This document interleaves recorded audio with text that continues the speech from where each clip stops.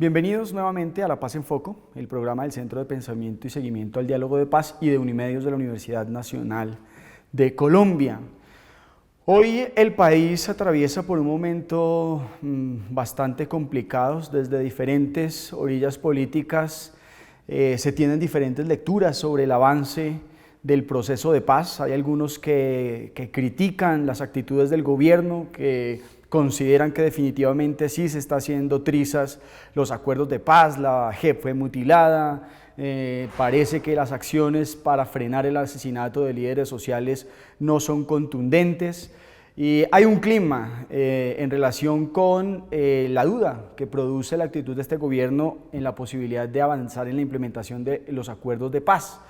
Por eso, otros activistas de diferentes matices políticos están convocando a diferentes acciones de movilización en favor de la paz. Para hablar de esta situación y de estas iniciativas nos acompañan hoy Marina Gallego.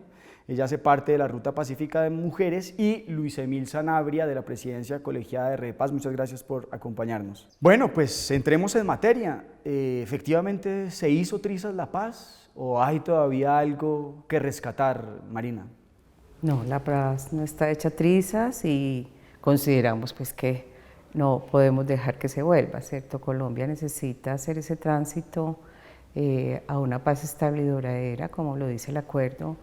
Si tuvimos 50 años de conflicto armado, pues tenemos que darnos el tiempo para esa construcción. Estamos en un momento difícil, que es distinto a que la paz pues se acabó. Ese mensaje no queremos darlo. Yo creo que Colombia tiene muchísimos adeptos a la paz, mucho más de lo que creemos. El plebiscito que se convocó en el 2016 estuvo pues bastante matizado por como la forma en cómo se trabajó por parte de los del no, bastante sesgadas, digamos, la defensa de no aprobar el acuerdo, pero esto no quiere decir que la paz no tenga una voluntad general de que es mejor caminar y hacer este camino de construcción de paz, con todas las dificultades. En ningún país ha sido pues un camino plano, derechito. Casi siempre hay opositores a la paz, casi siempre, en todos los países. Lo ideal es que no haya, que haya un consenso nacional hacia la construcción de la paz, pero desafortunadamente en los países pues queda gente, en todos los que donde ha pasado, donde ha habido negociaciones o ha habido disposición a construir la paz, pues siempre hay opositores. Entonces tenemos que aprender de esas experiencias y no desesperarnos. Estamos en un gobierno que no lo está impulsando como debería impulsarlo, pero eso no quiere decir que se acabe y no podemos dejar terminarlo. Luis, ¿qué análisis haces tú al respecto sobre la coyuntura pues, en este momento? Bueno, nosotros creemos que la paz es una decisión de la sociedad colombiana de hace muchos años. Es decir, muchos sectores sociales, políticos, económicos hemos decidido apostarle a la paz. Eso es imparable, eso en Colombia no lo para nadie. Lo que hemos logrado, por ejemplo, de tener la mayoría de las y los comandantes de la FARC haciendo política, haciendo trabajo social, la mayoría de los excombatientes en las zonas veredales trabajando en proyectos productivos, en proyectos sociales, en proyectos económicos, estudiando, graduándose de bachiller, graduándose de profesionales, instalando medios de comunicación, que la radio, que la televisión, que la prensa. Eso es la paz. O sea, lograr que una de las guerrillas más antiguas de América Latina hoy esté en la vida civil, en la vida política, en la vida económica, en la vida social, eso es un logro que no nos lo imaginábamos hace muchos años. Así que la paz va a continuar. Y por supuesto, siempre que se construye paz hay algunos sectores que por razones económicas, por razones políticas o por dogmas ideológicos no les gusta la paz, les gusta la guerra. Les gusta vivir en esas confrontaciones porque ahí sacan algún provecho. Y más aún, son tan osados que quieren derrumbar el Estado social de derecho. Lo que construimos en un proceso de paz en la década de los 90, la Constitución del 91, se atreven a cuestionarla y a replantear esa Constitución. Es decir, no solamente están queriendo acabar con lo que estamos construyendo la mayoría de colombianos y colombianas, que es la paz, sino que también quieren acabar con ese consenso, ese acuerdo, ese pacto que es el que nos rige hoy política y económicamente. Así que a esas fuerzas siempre nos les vamos a tener que presentar alternativas. Hay esas fuerzas oscuras, que hay veces son evidentes, que les gustan los falsos positivos, que les gustan los asesinatos, asesinar líderes y lideresas, estigmatizar, que no les gusta la democracia, que no les gusta la participación ciudadana, que no les gusta la consulta previa. Pues poco a poco la sociedad colombiana les ha ido diciendo, oiga, ustedes cambian o la sociedad los cambia. Así que nosotros estamos optimistas en la paz y en que la mayoría de los colombianos y colombianas la queremos. Antes de ir sobre las acciones que esta, digamos, mayoría del pueblo o sobre lo que uno pudiera llamar el movimiento social por la paz que integra diferentes actores está haciendo, me gustaría que fuéramos con el objetivo de hacer pedagogía un poco más en detalle para esclarecer cuáles son los intereses que están detrás, en últimas, de quienes se podrían ubicar en la orilla de los enemigos de la paz, pues si existiera ese escenario, ese espacio. Pues para mí hay un asunto que tiene que ver con el sistema integral de verdad, justicia y reparación.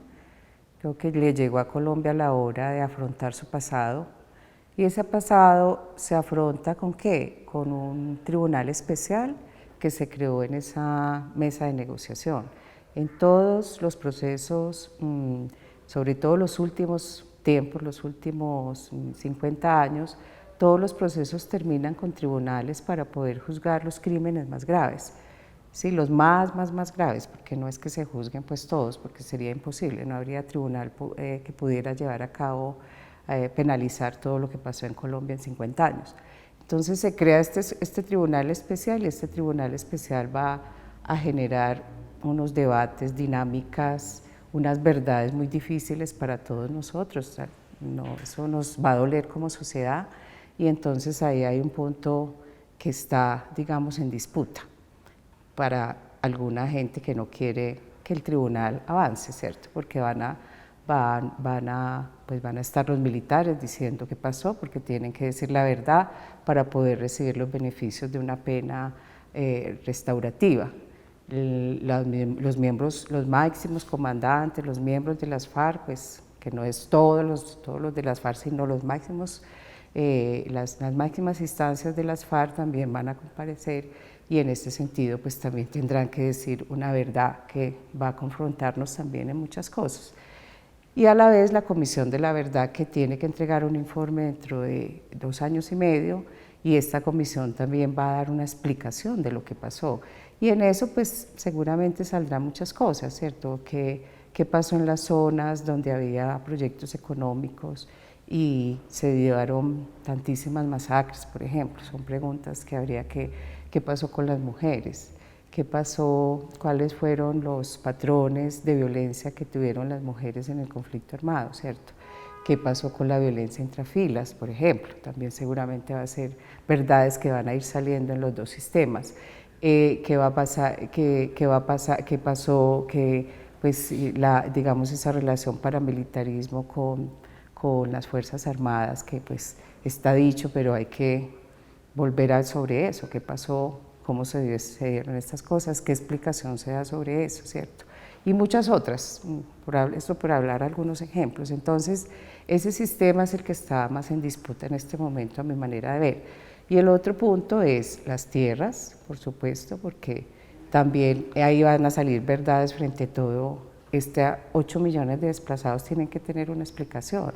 No es que la gente le dio de los 90 para acá por salirse de las tierras, pero si había guerra antes, ¿por qué entonces terminaron de los 90 para acá? Empezamos a acumular desplazamiento forzado, desplazamiento por miedo, pues, o desplazamiento porque había amenazas reales o porque hubo hechos violentos concretos que los hicieron desplazar a los hombres y mujeres pues, de este país.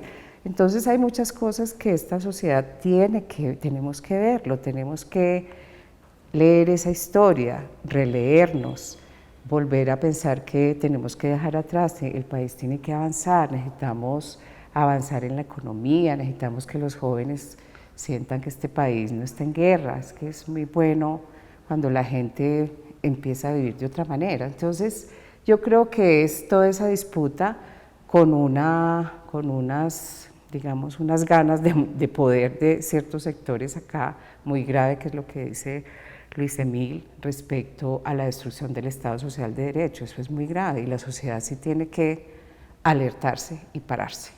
El Estado Social de Derecho hay que mantenerlo. De lo otro son estados totalitarios y absolutistas. Iríamos para allá.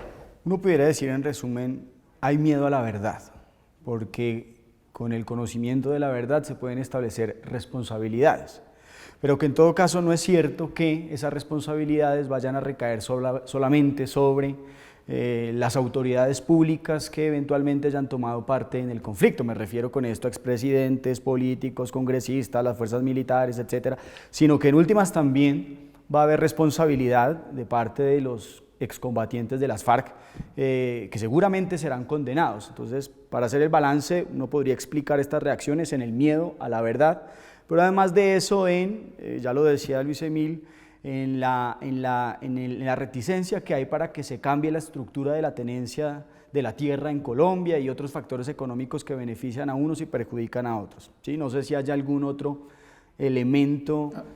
Yo diría que hay unos elementos, como dice Marina, muy ligados a solucionar las consecuencias del conflicto. Diríamos que el sistema integral de verdad, justicia y reparación, pero hay otros ligados a las causas de ese conflicto, que hay grupos políticos y económicos que no les interesa resolver. El tema de la tenencia de la tierra.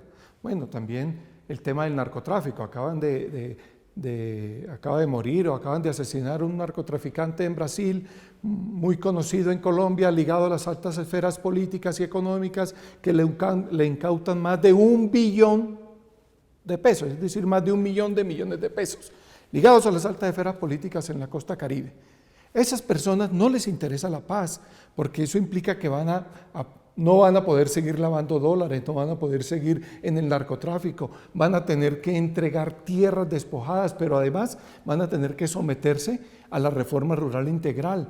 Este país tiene que avanzar realmente a entregar, como dice el acuerdo de paz, las tierras para los campesinos y campesinas, más allá de las despojadas, las de la reforma rural. Pero también está el tema de la minería ilegal, pero también la minería legal.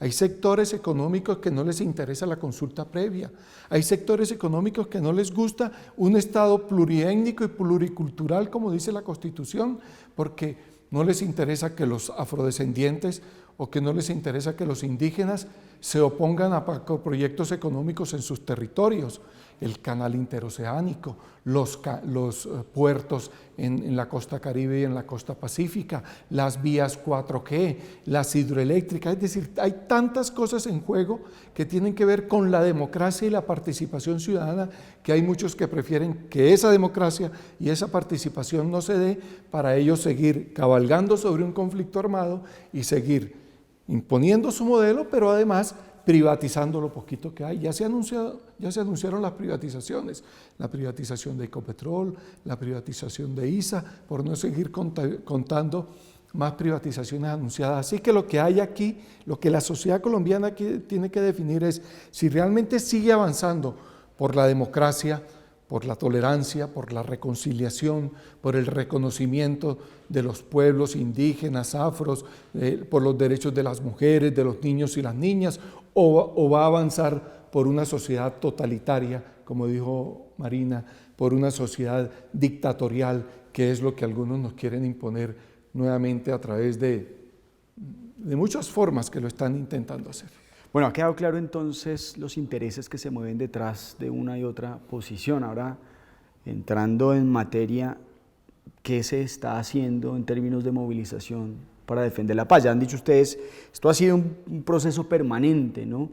Las movilizaciones más recientes tal vez fueron las que se convocaron a propósito del plebiscito, donde salieron fundamentalmente los jóvenes, pero todos los sectores, a impedir pues que el acuerdo se echara abajo y a mantener esa esperanza de paz. Hoy, ¿qué se está haciendo en ese sentido, Marina?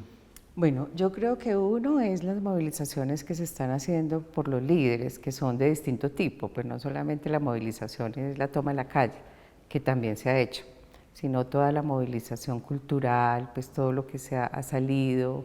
Hemos visto en la prensa un líder, pues un día, en el día de alguno de la gente más pues, reputada del país, más famosa, o que tiene cargos altos o sectores de opinión, en fin. En todo caso, hay una movilización muy fuerte que está tanto a nivel nacional, local, como internacional, con mucha impotencia, porque el gobierno no ha podido saber qué hacer con esta situación, este problema, ¿sí?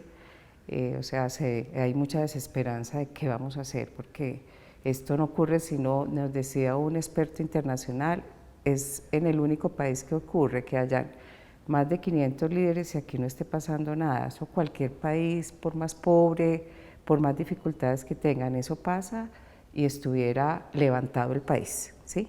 Entonces, yo creo que tenemos que seguir diciendo, hay que levantarnos en contra de esta matazón de líderes sociales y lideresas.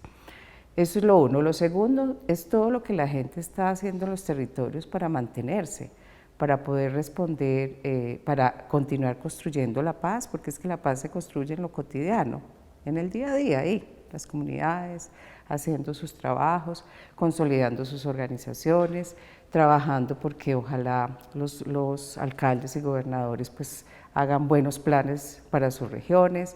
Eso también lo está haciendo la gente y resistiendo en algunos territorios que es donde se ha concentrado pues toda esta violencia que tiene que ver pues con la minería y con los cultivos de coca.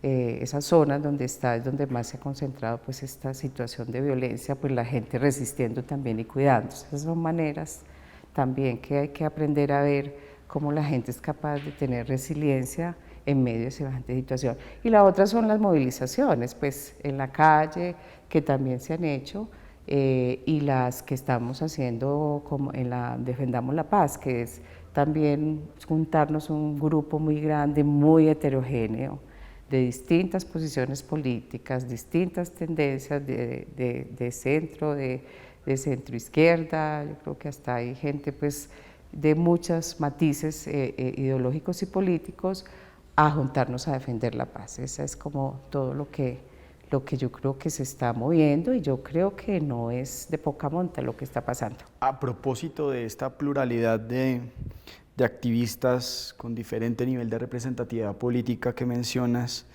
hay una iniciativa que viene tomando fuerza que es la de 1 millón de firmas por la paz. ¿Por qué no nos cuentan, Luis, de pronto tú que conoces eso, en qué consiste, a qué se le está apostando? Bueno, en el acuerdo de paz no solamente se ha incumplido en los elementos que tradicionalmente conocemos de reincorporación a la vida civil, sino de elementos fundamentales cuando se prometió que las víctimas iban a estar al centro del acuerdo de paz, de la implementación del acuerdo. Eso fue una promesa del Estado colombiano y ahí se pactaron 16 curules para las víctimas procedentes de 16 regiones muy azotadas por la violencia.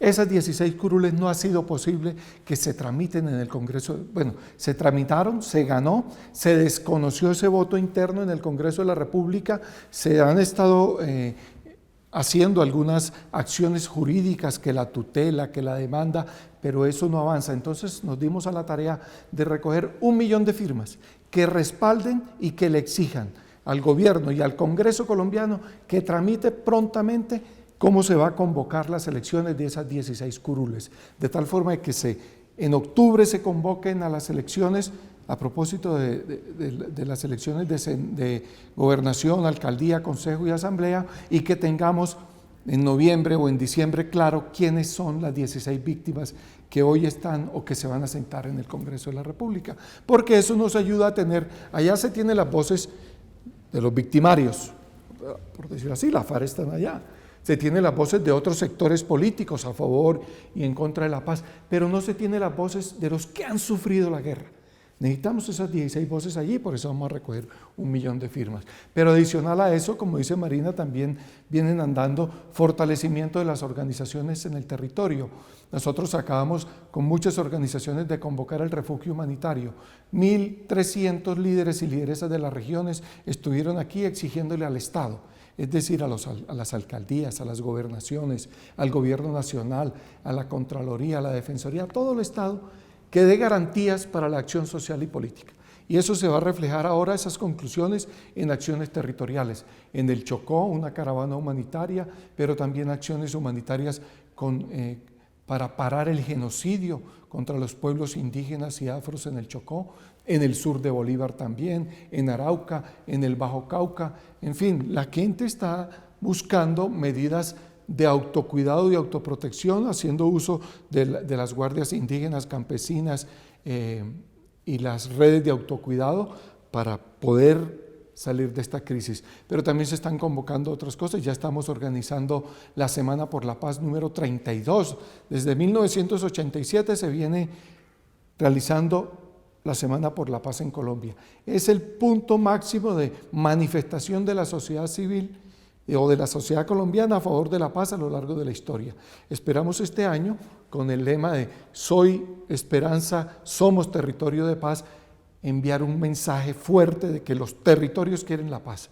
Vamos a tratar de que más o menos unos 1000 o 2000 territorios, organizaciones, sitios, personas, entidades se declaren territorio de paz. Pero también vamos a hacer eventos políticos, sociales, para que esta campaña electoral se impregne de paz y de reconciliación.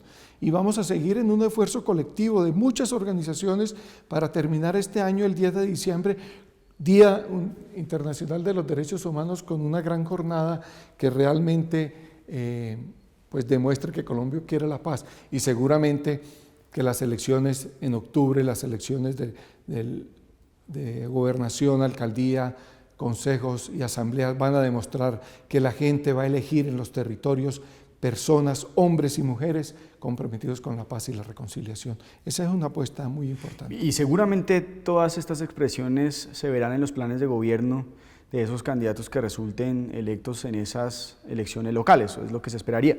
Lamentablemente nos queda muy poquito tiempo.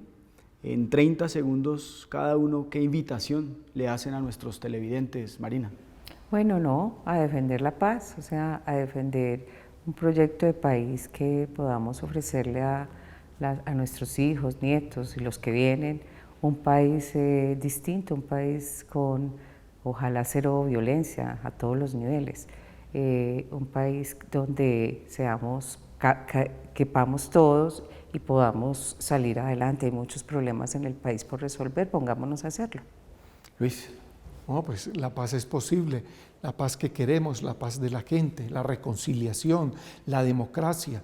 No podemos estar nosotros condenados a esta guerra eterna. Hay que avanzar por ese camino, no hay que desfallecer, hay que construir territorialidad de paz para que todo este país, toda esta querida Colombia avance hacia la equidad, la justicia social y efectivamente a que todos tengamos mínimo goce de los derechos humanos.